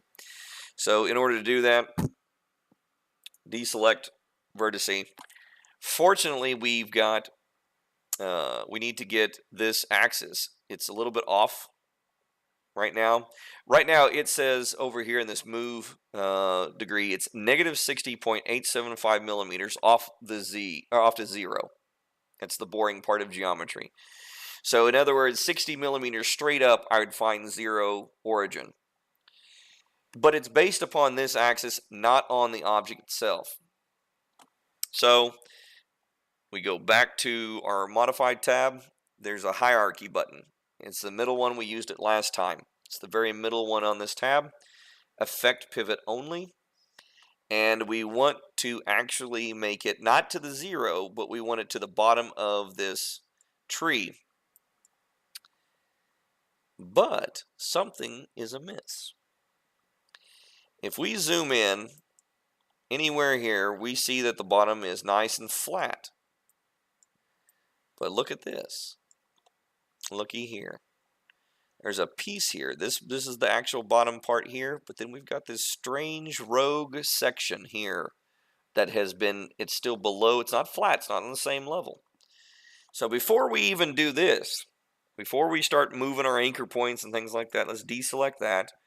Let's move back to our modifier tab, which is the second tab from the left up here at the up section. And let's go and find these vertices. And we found out what's the reason why this happened. If we kind of look close enough, we can see that these rogue vertices are actually blue. They weren't selected. I messed up when I was trying to grab everything, and I did not select those vertices. And as a result, they're not on the same plane. Let's find out where they are. Oop, I see where they are. They're over here. I somehow accidentally selected the top part, but not the bottom. And now you see what kind of a mess this made. Because these pieces here, these red pieces, need to be up higher, and now it kind of slopes into them. That's terrible. That's not what you want. One of the things I would probably do on here, I would try to undo this and get it, because it's just one step away. I would Control Z just to kind of back that up, and then that way I know that I'm back to where I was. And then I find out that I was actually correct after all, and what it did. All right, so I'm going to replicate that, and we can, and this is, again, we learn things as we go, and even though I know the program fairly well, I still find things from time to time that I've got to correct. If we push that Z button again, it looked like I had selected the wrong vertices, but in fact it was an illusion. What happened was it made all of these vertices that I had selected. What that Z button does is it gives it an average. So it makes it all on the same line, the same plane, okay? But wherever all the vertices are in the Z-axis, up and below, it takes the difference of the highest vertice that I have in those, all those vertices right there. I've got 188 vertices selected. It takes the very highest vertice among those and the very lowest vertice. It takes the measurement, the distance between those two vertices, and the average distance in between. That's the setting of the placement of all 180 vertices. Okay? So it takes the average distance and puts it in the very middle. As a result, I had vertices that were high enough that caused these vertices here, these vertices here that are red, to move above the vertices that were actually above them. Back up here so you can see. They're way down here, and they move actually above where these blue ones were, because the average was. And that's because one of these vertices that I have selected is above this vertice right here. It's no sweat. Having explained all that, you basically just hit the Z and move them back down. Doesn't matter where, because we're going to move it to the 0 axis eventually. So just move it down to wherever you want, something like that. Now that they're back in there, we go back to this and we can see that all the red buttons, all the red vertices are now below the blue ones, which is what we want. Now, fortunately enough, we can see that the axis, if we zoom in, the axis control, the yellow and the red, are actually lined up perfectly on the base of the model. It wasn't a second ago. Why? It's because the axis was actually at the base of what the model was, and those were those vertices that we saw that were below everything else. Now everything's on a nice smooth plane. Everything's consistent. So the axis is already at the base. So it is set at negative 60.887 millimeters. We can deselect the poly so that we have the actual object. We want to make sure, maybe we aren't. We need to make sure that this axis is right at that base there. And it looked like it was fine until we zoomed in and found, lo and behold, it's actually not on the very bottom of the object. It's important that it is. So let's go back to the hierarchy. It's the middle button, the middle tab button that we used earlier to set the pivot. Click that. Click your Effect Pivot Only button. And that basically is going to just move these axes. This Y axis. It's just going to move that, nothing else. It won't move the object itself at all. And to make sure that we are dead spot on the base, we're going to use the Align tool. And the Align tool is in your main menu bar up here. It's almost in the middle, not quite, a little off center to the right. And you click that. And then you click the object that you want to align this anchor point to. And right now it has a little bitty icon that changes, looks like two boxes. Now you know that you're actually going to select an object when those two boxes, you put it over it and the crosshairs appear like this. If you take it off, it's gone. If you put it on, the crosshairs are there. Click there. Doesn't matter where, just click on the object itself that you want to align to. This little window pops up. This is stuff that you guys didn't get to see last week because the windows wouldn't pop up. Now you can actually see them. This is the Align window. And basically you can tell there's a lot of different settings here, and it basically will align this object to the main object. It'll move it based upon how you want to place it. For instance, the current object, if you want to go in and move just along the Y-axis, you want to deselect the Z and the X position, it's just going to move it up the Y position. That's what's selected here. If you put it on minimum, it moves it up. If you put it on maximum, it disappears. If you pick the target object, you want it to be minimum because it wants to be at the bottom. It disappears as well. It's in here, it's just out of the screen right now. You can't actually see it. So what we do is move it over to maximum. Excuse me. Move it over to, well, crap. Am I doing it the whole way wrong? It's on Z to begin with. I'm just pushing buttons now all of a sudden because nothing on here works smooth.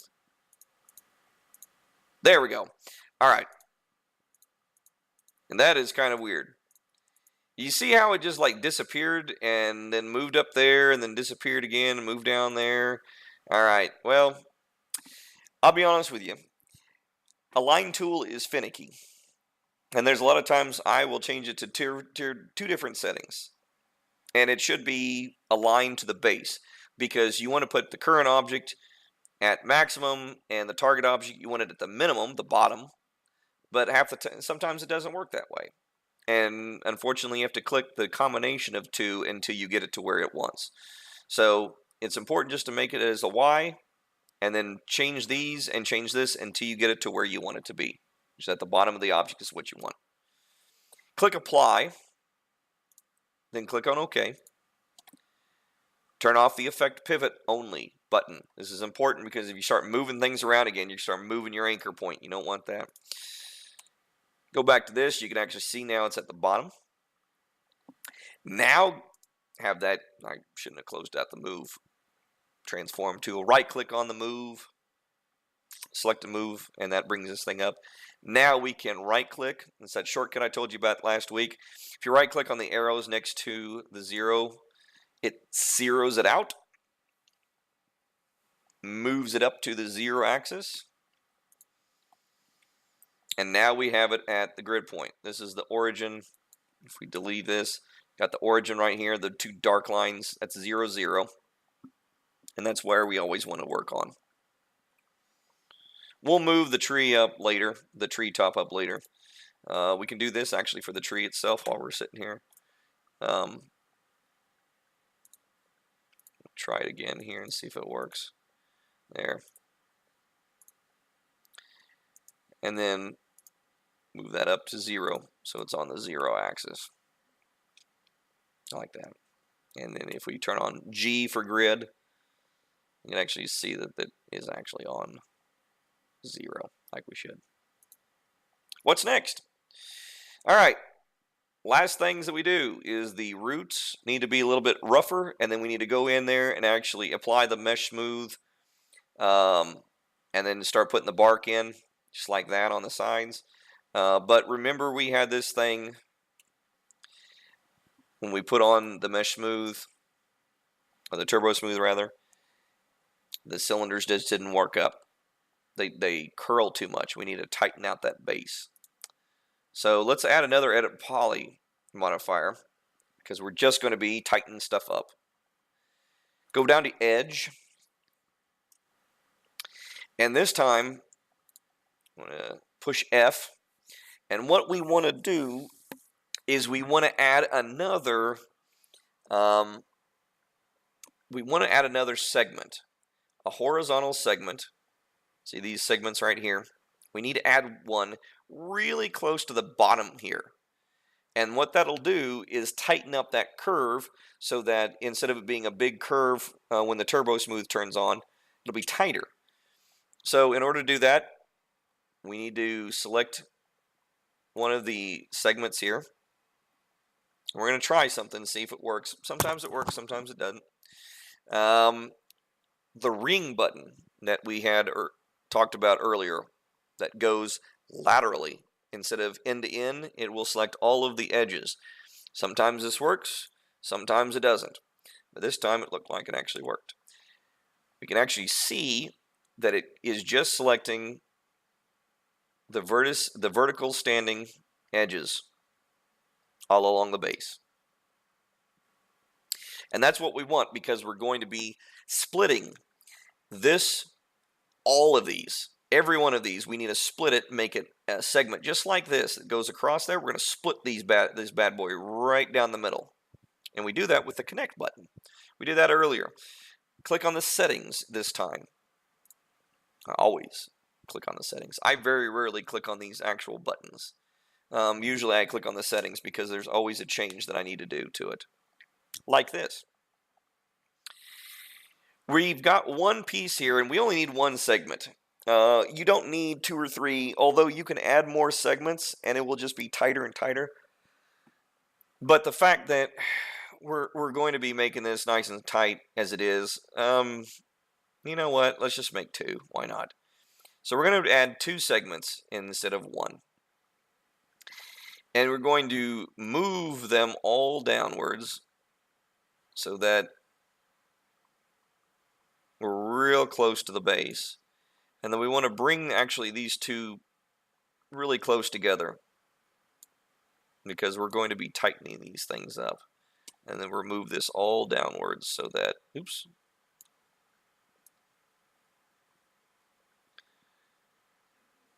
Go up. When in doubt, put it back to 20. And then start rolling it back up again.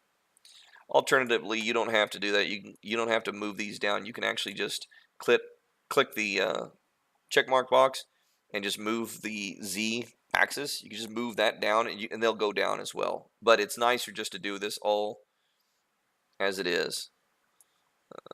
I want to get it nice and close like that. All right. So now we've got this really tight segment right here. And theoretically, that should be all we need, but we're going to try it. We're going to test it out anyway, just to make sure. And sure enough, bada bing, bada boom. See how tight that is now? You got a nice tight edge, which is what we want. We don't want anything loosey-goosey. We don't want anything rounded, especially on the base. We need a nice firm edge. You can even see the edge right there as it goes along there. It's good. Now, as I mentioned earlier, I don't really like the fact that we have these edges up here in the bottom side of it. I like it all to be flat, kind of like this in this area, because it's really just wasted. What that printer is going to do, it's going to just fill this spot, this whole gap here. It's going to just fill it with support. anyway, because it cannot support that kind of a, well, maybe it can. It might be able to support that kind of a vertical because it's pretty steep up there. But you're still going to have just this little silly gap there, and it might even be a weak spot. So there's no point in it. So let's get rid of it. So what we're going to do is go to wireframe, go to vertice, and make sure that we just are selecting just those pieces right there. Pretty simple selection. What we're going to do is hit the Z button. That flattens everything down. And then because the base, the bottom of this object is on the 0 axis, we don't even have to worry about the measurement. We just have to go in there to the move transform by right-clicking the select and move tool and right-clicking the 0 button. And they're all back down to 0. Now we still have a little bit of messiness right here, but that's cleanable. And in order to do that, you hold down Alt, deselect those pieces because they're fine. They're exactly where they need to be. They're flat, they're even spaced. It's just these pieces at the end, right here and right here. And they need to kind of move out a little bit. So we can go to the top view, see where we're at. We can try this. Sometimes this works as well. Go to scale up here, scale and uniform. Sometimes you can actually, to the right of that, there's a view button or a view drop down. And you can try these. Basically what all these are, and these apply to the move, the rotate, and the scale tools. Okay? All of these align your axis right here to a different angle. Depending on what you've got, sometimes this works and sometimes this doesn't. For instance, if it was at a 45-degree angle, and you had the polygon tool, and you changed the view to local, it changes it so that the z-axis is perpendicular to the angle of the polygon. And that is very vital when you're trying to use odd angles and you're wanting to do things uniformly. If I wanted to move that along the z-axis straight out, perfectly in the same angle that it's aiming at, I would do that. So let's try to Control Z to back up to vertice. There we go. So we have these selected, not those. Oops. None of those. Oops. Man, why does it want to do that? All right. Series of Control Z's, and we're back to where we were.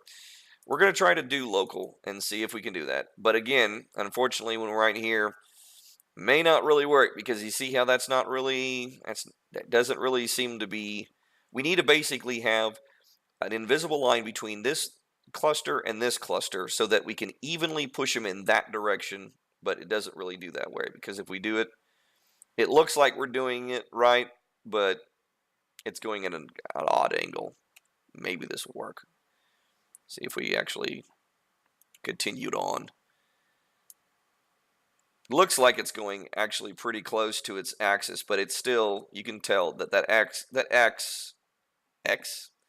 x-axis right there is not on the same line.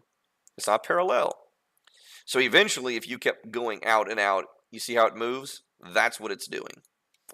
So it seems like that was okay. That was enough. But now it's kind of like fit in there in that little cubby hole. So let's move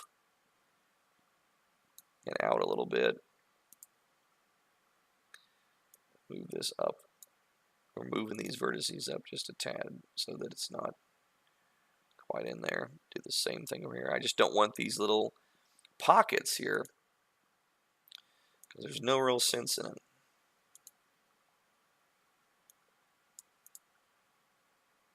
Yeah, like that. Perfect. Do the same thing over here real quick. Because again, they're fine.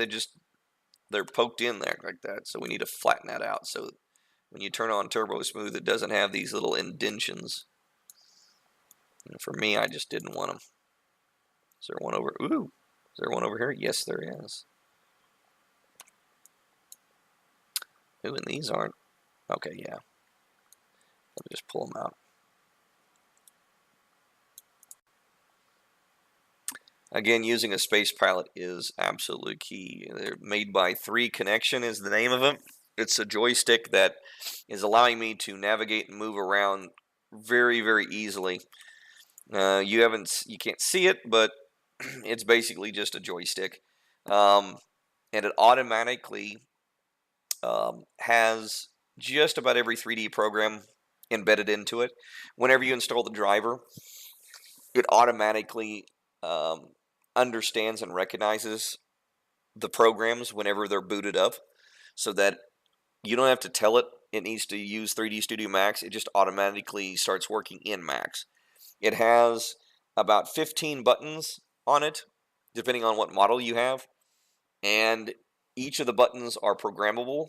Anything from Alt to Control to the function keys on the keyboard, to viewing. And it actually has buttons where, well, might be able to work here. I'm in perspective mode here. I push the F button and it turns to front. Even though it's in perspective still, if I push it, it will automatically give me the front view. Push the R and it goes back to the back view. If I push front, it goes to the front view. T goes to the top. Again, it stays in perspective, which meaning that you can still see the depth around that, as opposed to if I push T right now, watch this. Oops. See how it's more uniformed, as opposed to P, which you can see it's a little bit, there's more depth. T has more uniformed. So the control, the space pilot is actually quite nice. I just don't model without it. It drives me up the wall. All right. We've got 15 more minutes before we wrap this thing up. We're going to rough this stuff up, because that's pretty much where we're at now, and then we'll fuse the piece here. Actually, right now we can delete this piece, because we're going to fuse all of this edge with the top part of the tree. And in fact, let's see, we can even select end isolation, which was this button. You right click to get this quad menu up, and then go to end isolate, and it'll be there. Let's turn on Turbo Smooth, move that up. Now, what we're going to have to do is turn off Turbo Smooth to fuse these two together. Then we'll have to turn Turbo Smooth on after they're fused together, because it's a heck of a lot easier to fuse 48 vertices than 180 million, which would be if we turned on all the Turbo Smooth. We would have to fuse every single one of these segments here, which is a lot. So we're going to do that first, because this thing is going to have to be in order to get this bark, you got to turn on the Turbo Smooth. It just doesn't work very well without it, and then we deform it. So we're going to actually merge these two together, then turn the Turbo Smooth on, and then start adding the bark and things like that. Okay? All right, so first thing we do, we go to select the trunk in this case. You can select the treetop if you want. It doesn't matter. Either way, over here, there is the attach button. To the right of it is the settings, is an attach list. If there's a lot of things you want to attach this to, a lot of separate objects, if you have a lot of spheres, for instance, in your scene, and you want to attach it all to this so it's all one object, you can click on this box to the right, and it will open up an attach list dialog, and it lists all your objects in the scene. You can select all the objects you want, click on, in this case, I just want the treetop. I don't want the dwarf house, which is the one next to it. And then I click on attach, and it'll select it. The two happen to be the same color, which makes it seem like nothing happened. But we can change the color by going up here in the modifier panel, clicking on that, and then just clicking a random color and clicking OK. Both of them change colors, so we know that they're attached. They're not physically attached, but according to Max, they're considered one object, and they will behave as one object. If you try to move this around, it moves it around. But it needs to be one piece physically. So we're going to do vertice. And I'm going to isolate mode for now, isolate section, because I want to get that dwarf thing out of the way, because we don't need it right now. We're just going to worry about this. And I'm going to go around and I'm going to try as fast as I can to target weld all of these vertices. It's all going to be 48, and yeah, it's going to be a bit, but sometimes you can actually cheat. And I've done this before where I can actually click on border. Border acts a lot like edge. Instead of it clicking on just one segment, it clicks on, if it is an enclosed, if this edge here loops all the way around to the other side, in other words, if it's one complete ring, then by clicking border, it selects all of it, just like that.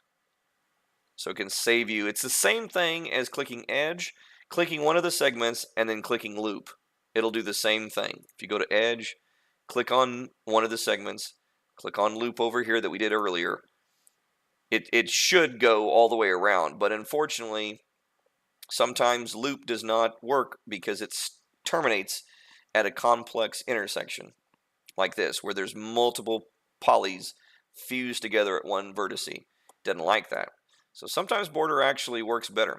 In this case it does. You can select border. Here's a neat thing. With it selected, you can select edge. And now you're in edge mode, but you've got all of the edges selected, which takes less time to do. Then you can go in, I'm going to stay on border though, because I want to select the top edge. This is all of the top of the cylinder that we did earlier, and all of the bottom of the tree. There should be 48 vertices, perfect number on both top and bottom. Now, sometimes doing this, I will go over to and select edge again.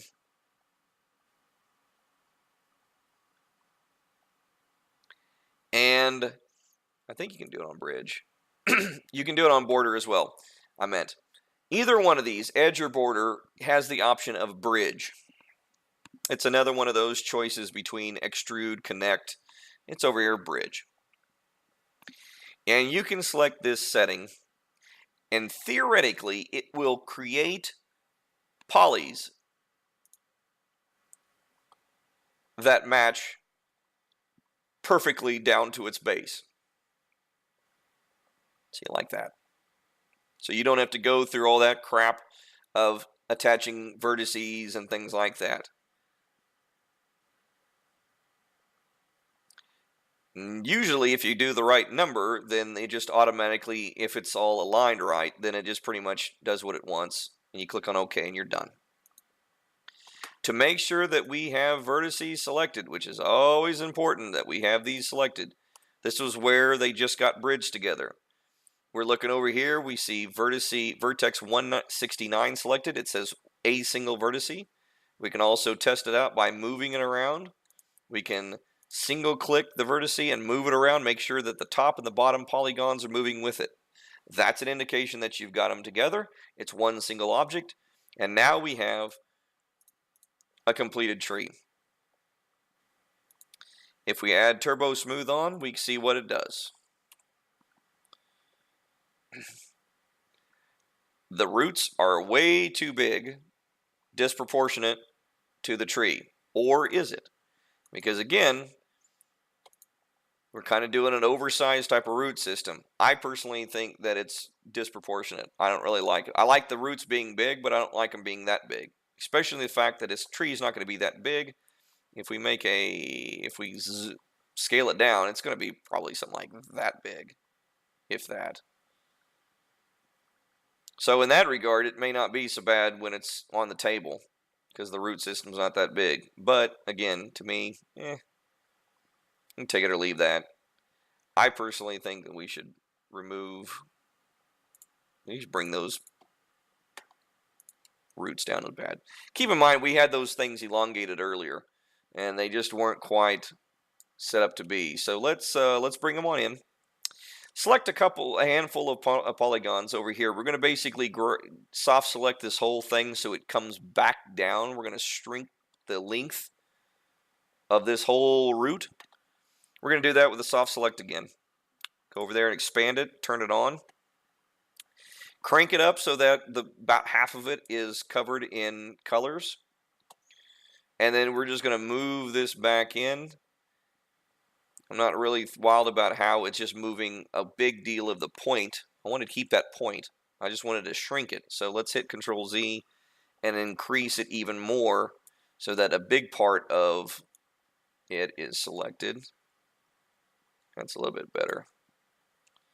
Don't be afraid to go to perspective and come in here the same way. Yeah, that's a little bit better. Let's do the same thing with this one. It's really these two that are giving me problems. Yeah, bring them in a little bit. I think another part of it is the tree trunk seems to be a little bit too big, but I think we can live without it. Let's do the last one here just because we pushed them all in. Make it proportionate. Something like that. I do like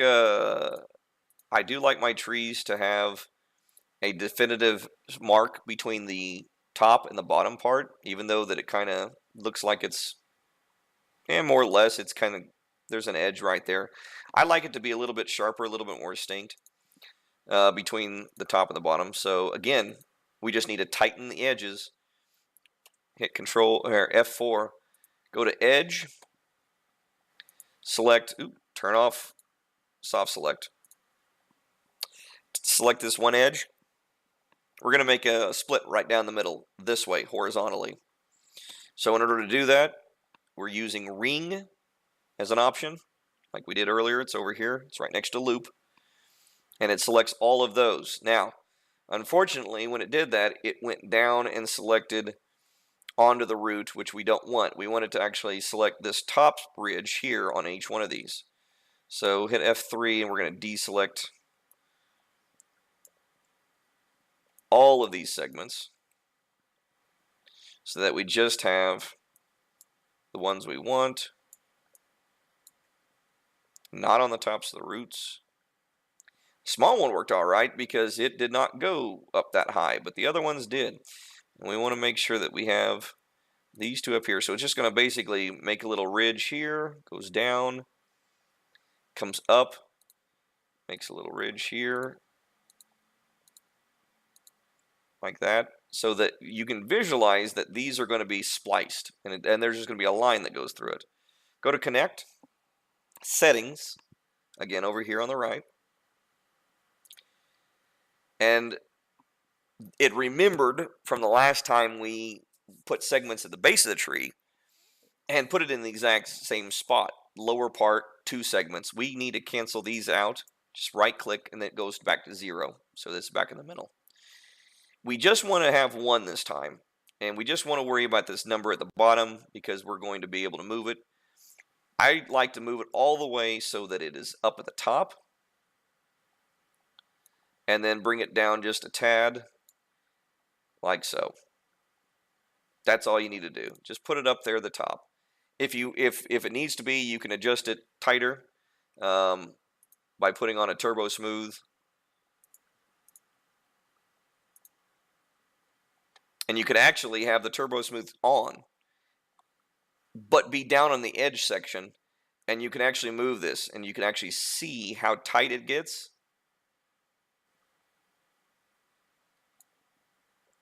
But you want to be, and you can actually do that while you have Turbo Smooth on, but you want to make very careful because while I'm moving this up and down, there is another segment that is directly above the segment we have selected. And if we move it up too far up above, you'll actually push past that and it will be problematic. So we always want to just turn that thing off and just see how we've done that. We literally did just that. We've got this segment we have selected, and we've moved it above the top. And we don't want to do that because that makes a little fold in the polys, and that's not good. It's just not necessary. So we just want it down. We can actually turn the edge on here real quick. Nope. I like it where it is.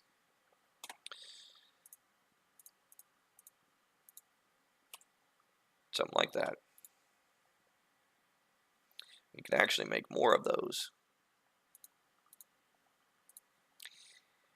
Oops, that's the reason why it was doing that. Sometimes it's kind of wonky like that, where it sends one of them down, one of the edges down, and one of them up.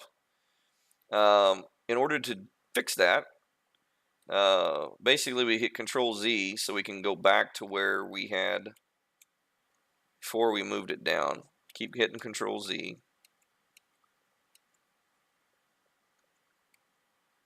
Oops, too far. Oh, no, actually, go all the way back to this part. So keep hitting Control Z. That's the importance of having that 40 undos. And go back to Connect. Zero out our settings, and we start this again from scratch. Again, when we move these up, that's what was happening. One side was going up, one side was going down. The reason is the way this model is built now, all of a sudden you've got flipped, kind of sort of upside down polys. So think of it as a top. Over here, it considers this to be the top poly of this. The top side is right here for this one. On this one, the top of this poly here is actually down below. They're flipped. Sometimes it does that. And it does that sometimes when you use edit polys and you do all kinds of flipping and extruding and things like that. I tend to ignore it because the simple way of doing it, basically just have it set up like this. Click on OK. Change your restraints or your constraints to edge, and then go up all the way to there, all the way to the very top. That way it's nice and even. Guaranteed to be at the top. Don't forget to stretch, and then bring it straight down. And the nice thing is now, once you bring it up to the top, for the most part, except those little sections right there, it's come down at a nice even distance. And these sections here, well, it didn't quite slice right across as we needed. We really wanted to slice closer there. So we grab this, and I bet you there's two segments there. There is. See, because this whole segment here, this whole piece, we moved it, and now it's on top of this one segment. Has two segments on top of each other. You can't tell, but if I select like one, if I just click it, and I move in any direction, ooh, see how there's a sneaky one right behind it.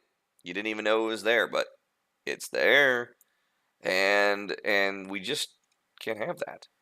So the problem is, basically, I've got the one I don't want selected because I want this one to go back. So I just deselect that. If you want to use the constraints edge so that it just goes straight along that path, that's fine. You can turn that on and then just zippity-doo-dah right back to it. Do the same thing just to move it back to where it was. And do the same thing for the other one. Because the other one has got it kind of winky-wonky. It's kind of weird right there. Bet you there's two vertices right there because see how that is? You got to be careful on that. When you use that connect tool when you're doing the edge and you make a segment like this, moving them too far, you got to make sure you know where those edges are going. And basically, when you're moving an edge along the polygon with a constraint turned on, this thing over here, it's going to stop at a vertice. The next vertice it comes to, it will stop. It cannot go any further. It will slam itself repeatedly into that vertice, but it won't go any farther. But when it's like that, you can't tell that it's got two vertices on top of each other.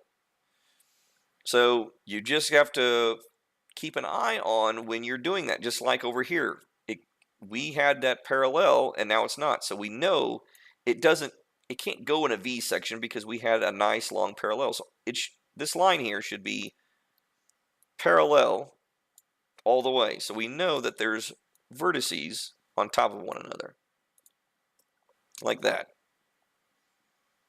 And all we're doing is just hoping to,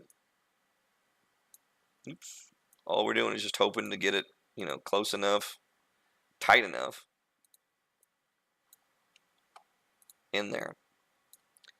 Now I wanted to make this thing a little bit tighter whenever we put the Turbo Smooth on.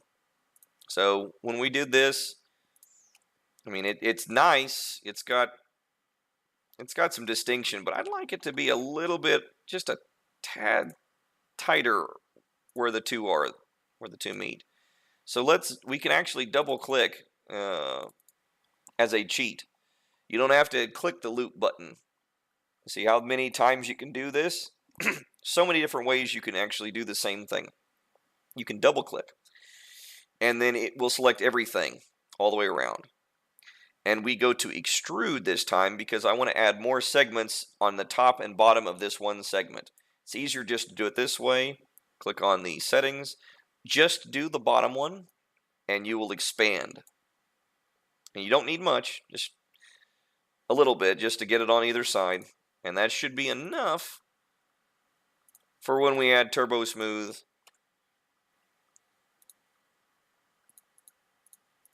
We've got that distinct edge there. Let's save this thing down as a new file because we're about to wrap this up. Oh man, 8:05. We rolled over the hour by 5 minutes. Okay then, fine. Wednesday then, because we've got this tree pretty much done, ready to go. Wednesday we will add the bark to all this, and then we will make the baseline.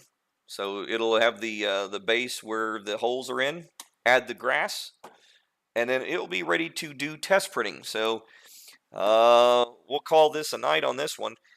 Be sure to come in on Wednesday because it will be an important night. We'll have this little project done, and we will be ready to do some test printing. I should be able to do a little bit of demonstrating of the Pressa printer that I have. It arrived today, so I actually have a 3D printer now that I can actually start doing some test printing. Once this is done, we'll start rocking and rolling with that. So most likely in 2 weeks. Oh, I take that back. Yeah, you don't want to set up in Wednesday will be definitely an on-air, but next week I'll be out of town. So it'll be 2 weeks after today before we will be demonstrating the printer. So we'll need to be tuned in for that. But for now, we're going to save this down, make sure that we're all double checked and saved.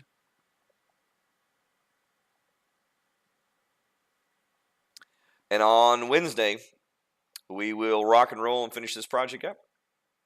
Until then, I appreciate all of you, everyone who pops in and pops out, stays in for the whole run. Doesn't matter. It's cool to have you guys in. There's starting to grow more and more people in here, which is pretty awesome. Yeah, so we'll keep going down the list of new things each week, and hopefully you guys will learn something. So until our paths cross again, I bid you a fond farewell. Adieu.